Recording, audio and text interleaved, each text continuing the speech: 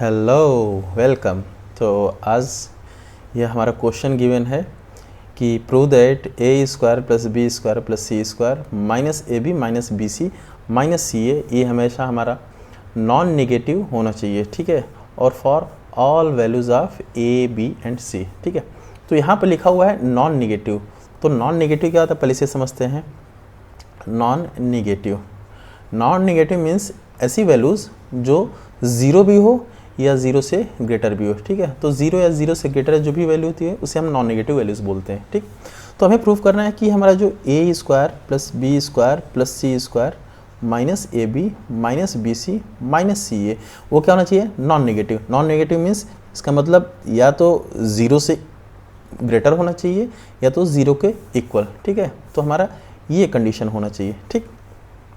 तो अभी यहाँ पर देख क्या रहे हैं कि इस एक्सप्रेशन में a square b square c square ये भी गिवन है और यहाँ minus A B minus B C minus c है।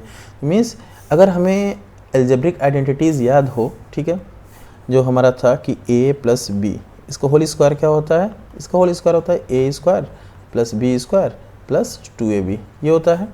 और ए माइनस बी का होल स्क्वायर क्या होता है, ये हमारा होता है a square plus B square minus 2ab ये होता है, ठीक है। तो देखते क्या है, अब इसके बारे में हम लोग क्यों डिस्कस किए, क्योंकि इस एक्सप्रेशन में देखा जाए तो ए स्क्वायर भी है बी स्क्वायर भी और यहाँ ए बी है, लेकिन विथ साइन क्या है, माइनस ए बी। तो इसको हम 2 बना सकते हैं। अगर इसमें 2 का मल्टीप्लाई करें, अगर इसमें हम 2 का मल्टीप्लाई कर दें तो ये हमारा 2ab बन जाएगा, ठीक है। तो वो चीज़ सॉल्व हो गई। लेकिन यहाँ पे साइन देखा है, यहाँ पे साइन निगेटिव है, तो इसमें निगेटिव इसमें नहीं है, इस वाले में है, ठीक है। तो ये मतलब हम यही वाली आइडेंटिटी यूज़ करने वाले हैं, ठीक। तो लाइए बढ़ते हैं आगे, देखते हैं कैसे। तो हम क्या करते हैं, इस पूरे एक्सप्रेशन में a square plus B square plus C square minus A B minus B C minus C a, इसमें हम 2 से मल्टीप्लाई एंड 2 से डिवाइड करने वाले हैं, ठीक है। तो अगर 2 से मल्टीप्लाई और 2 से डिवाइड करेंगे तो हमारा क्या बन जाएगा, फिर हमारा बन जाएगा कि 2a स्क्वायर ऊपर में 2b square plus 2c square minus 2ab minus 2bc minus 2ca, ठीक है। ये ऊपर हो गया और नीचे हमारा 2 से पूरा होल डिवाइडेड रहेगा, ठीक है। तो अभी हम जो नीचे का डिवाइड बाई 2 है इसे अभी भूल जाते हैं, अभी आगे फिर इसे ला देंगे, ठीक है, कोई फ़र्क नहीं पड़ेगा। तो अभी जो ऊपर वाली चीज़ है जो न्यूमरेटर है उसके बारे में थोड़ा बात करते हैं, इसके बारे में थोड़ा देखते हैं, ठीक है।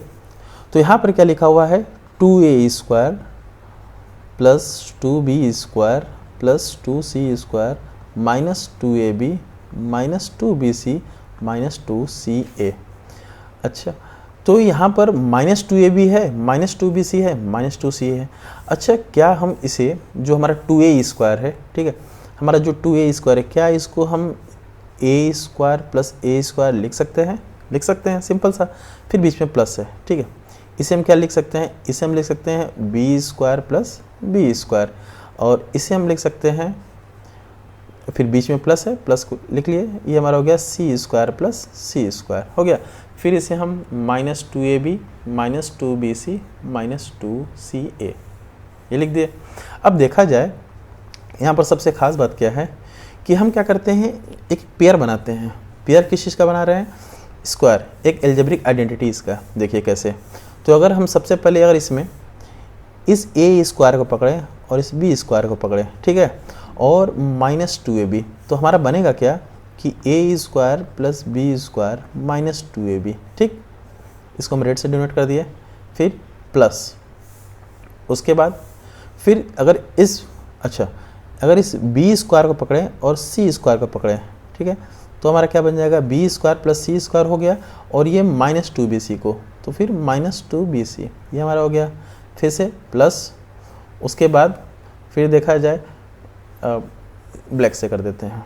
हमारे पास अभी क्या बचा हुआ, अभी a स्क्वायर बचा हुआ है, c स्क्वायर बचा हुआ है और माइनस 2ca बचा हुआ है। तो इसे हम लिख सकते हैं कि c square plus a square minus 2ca हो गया ना, ठीक है। तो देखा जाए कि हमारा जो भी एक्सप्रेशन गिवन था उसे हम एक एल्जेब्रिक आइडेंटिटी के रूप में लिख ले रहे हैं। देखिए ये क्या है, a square plus b square minus 2ab means a minus b का होल स्क्वायर, ठीक है, दिखाई दे रहा है। अभी ये ऊपर था, कहाँ गया, ये ए माइनस बी का whole square a square plus B square minus 2ab, ठीक है। सेम वही हो गया ये चीज़, ये वही चीज़ है, ठीक है। फिर प्लस उसके बाद बी स्क्वायर प्लस सी स्क्वायर माइनस 2bc, इसे हम क्या लिख देंगे b माइनस सी का होल स्क्वायर प्लस इसे हम क्या लिख देंगे c माइनस ए का होल स्क्वायर, ठीक है।